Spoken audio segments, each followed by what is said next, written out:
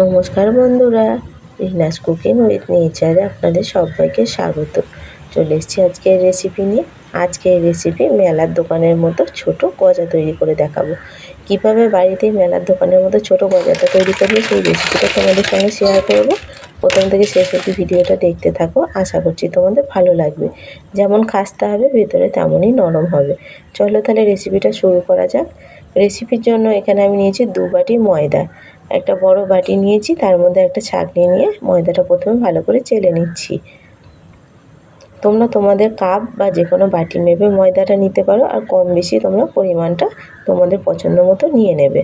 দেখো ময়দা খুব ভালো করে চেলে নিয়েছি। এর মধ্যে দিলাম অল্প নুন, হাফ চামচ দিচ্ছি কালো জিরে, আর হাফ চামচ মতো দিচ্ছি বেকিং সোডা। শুকনো উপকরণগুলো খুব ভালো করে একসঙ্গে মিশিয়ে নিয়েছি। শুকনো উপকরণ মেশানোর পর এখানে দেখো ঘি নিয়েছি, ঘিটা একটু গলিয়ে নিয়েছি।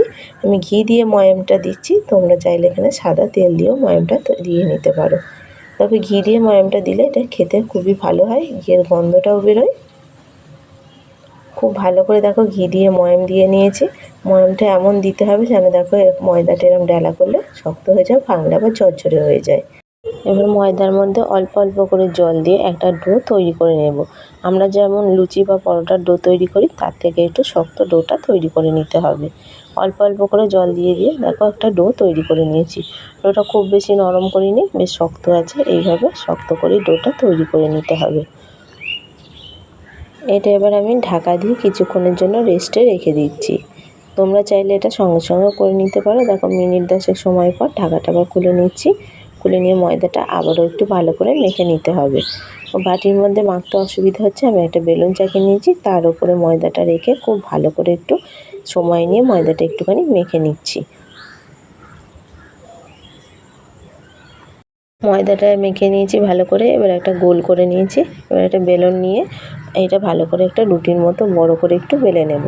অল্প একটুখানি ময়দা ছিটিয়ে ছিটিয়ে বেলে নিতে হবে। খুব বেশি ময়দা দেবে না, অল্প অল্প করে ময়দা দিয়ে ময়দা ছিটিয়ে এইভাবে করে বেলে নিতে হবে। দেখো বেশ একটা বড় রুটির মতো করে বেলে নিয়েছি। আবারও উপর দিয়ে অল্প একটুখানি ময়দা ছিটিয়ে দিলাম। এইটা এবার আমি ভাঁজ করে নিচ্ছি।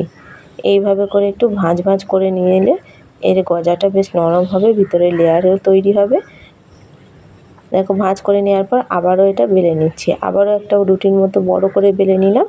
এবার এইরকম দু সাইডটা ধরে মুড়ে নিচ্ছি। মুড়ে নিয়ে এবার আবারও দু ভাঁজ করে দিলাম। তোমরা যেমন পারবে সেই রকম একটু ভাঁজ করে নেবে। ভাঁজ করে নিয়ে এরকম 2 বার 3 বার করে ভাঁজ করে নিয়ে বেলে নিলে গজাটা বেশ ভালো ভিতরে লেয়ারটা তৈরি হয়ে যাবে। 2-3 বার ভাঁজ করে বেলে নেওয়ার পর এবার একটা বড় রুটির আকারে করে বেলে নিচ্ছি। সব দিকটা সমান করে দেখো একটা বড় রুটির মতো করে বেলে নিয়েছি। আর এটা গোল করিনি, একটু চৌকো শেপ করেই তৈরি নিয়েছি। এটা এবার ধারগুলো আমি সাইডগুলো কেটে দিচ্ছি, যেটা অসমান রয়েছে সেইভাবে ধারগুলো একটুখানি কেটে বাদ দিয়ে দিচ্ছি। দিয়ে ছুরি দিয়ে সমান করে করে ছোট ছোট টুকরো করে নেব। ছুরি দিয়ে প্রথমে এরকম লম্বা লম্বা করে আমি কেটে নিচ্ছি।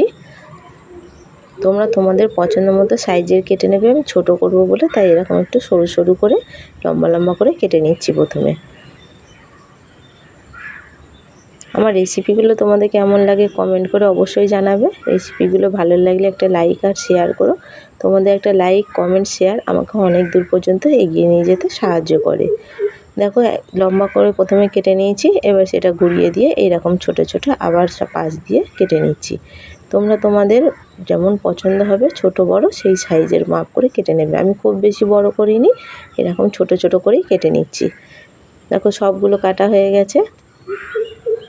এইভাবে করে ছোট ছোট টুকরো করে কেটে নিতে হবে।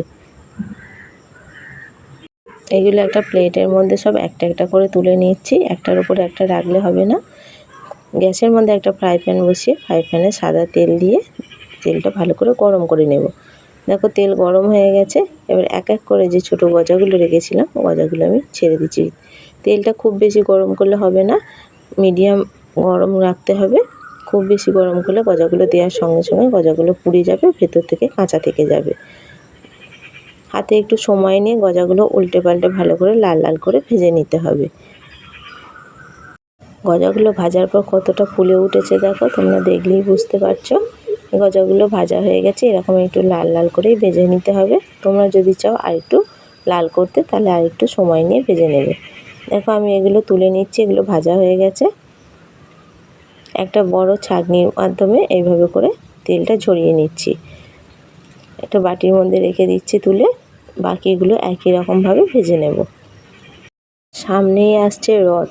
রথের মেলায় তো আমরা এরকম গজা সকলেই কিনে খেয়ে থাকি। সেই গজাটা যদি বাড়িতে খুব সহজে তৈরি করে নেওয়া যায় তাহলে তার বাইরে দোকান থেকে কিনে খেতে হয় না। আমি যেভাবে বানালাম এইভাবে একবার বানিয়ে খেয়ে দেখো, আশা করছি তোমাদের ভালো লাগবে। দেখো গজাগুলো ভাজা হয়েছে, আর গজাটা কতটা করে ফুলে উঠেছে। ও বাকি গজাগুলো একই রকমভাবে ভেজে নিয়েছি, এগুলো এবার তুলে নিচ্ছি।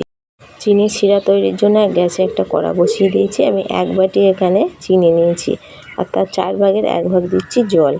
চিনিটা খুব ভালো করে গলিয়ে নিতে হবে। খুব যে চটচটে শিরা করতে হবে বা গাঢ় শিরা তৈরি করতে হবে তা না।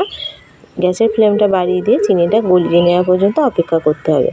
ও চিনি গলে গেছে, ভেজে রাখা গজাগুলো চিনির শিরার মধ্যে দিয়ে খুব ভালো করে একটু নাড়াচাড়া করে নিতে হবে।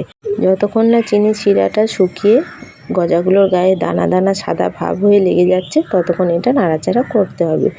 গ্যাসের ফ্লেমটা এবার সময় অফ করে দিতে হবে। গ্যাসের ফ্লেম অফ করে দিয়ে এটা একটু 2-3 মিনিট সময় নিয়ে নাড়াচাড়া করতে হবে। কড়ার মধ্যে এভাবে নাড়াচাড়া করতে করতে দেখো চিনিগুলো শুকনো হয়ে গেছে, আর গজার গায়ে খুব ভালোভাবে কোটিংটা তৈরি হয়ে গেছে। গজার গায়ে চিনির কোটিংটা তো খুব ভালো করে লেগে গেছে। এবার বাকি যে চিনিগুলো আছে সেখান থেকে ঝেড়ে আমি গজাগুলো আলাদা করে তুলে নিচ্ছি। দেখো বাকি চিনিটা কড়ার মধ্যেই থেকে গেল, এটা আবার অন্য কিছুতে কাজে লেগে যাবে। গজাটা কতটা মুচমুচে হয়েছে দেখো, বাইরেটা যেমন মুচমুচে হয়েছে ভিতরটা তেমনই নরম হয়েছে। রথযাত্রার স্পেশাল ছোট গজা পরিবেশনের জন্য একদম রেডি হয়ে গেছে। গজার রেসিপিটা তোমাদের কেমন লাগলো কমেন্ট করে অবশ্যই জানাবে। রেসিপিটা ভালো লাগলে একটা লাইক কমেন্ট শেয়ার করো, আর চ্যানেলে নতুন বন্ধু হয়ে থাকলে চ্যানেলটা সাবস্ক্রাইব করার অনুরোধ রইল। পাশে থাকা বেল আইকনটা অবশ্যই প্রেস করে দেবে। আমার চ্যানেলে নতুন কোনো ভিডিও আপলোড করলে ভিডিও নোটিফিকেশান সবার আগে তোমাদের কাছে পৌঁছে যাবে। ফিরে আসবো অন্য কোনো রেসিপি নিয়ে।